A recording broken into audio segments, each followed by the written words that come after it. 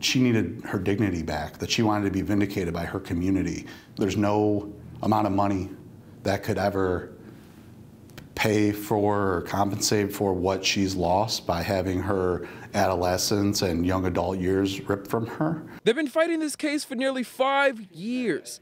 The jury finally has a verdict. It's the sickest thing that could ever happen. That's why attorney Robert Court says he did everything in his power to seek justice for his client, a victim of childhood sexual abuse.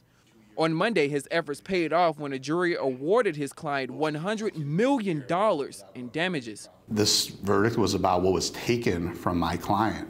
There's not really an amount of money that could be too much. The verdict is believed to be the largest in New York State for a lawsuit filed under the Child Victims Act.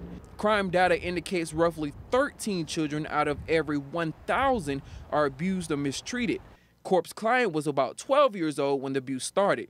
Today, she's 26. And if you're thinking she waited too long to seek justice, then you would be wrong. She filed her suit up under New York's 2019 Child Victims Act. It opened the window for 1 year to past victims of child abuse.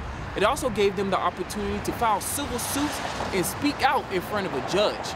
Corp says his client was super emotional, but she bravely took the stand and shared her story. The community will not stand for this type of behavior. These are the type of repercussions that are going to happen if you molest a child here in Erie County or in New York State. And we think it also sends a message to institutions throughout the state that they need to be proactive about making sure that they're not child abusers within their ranks.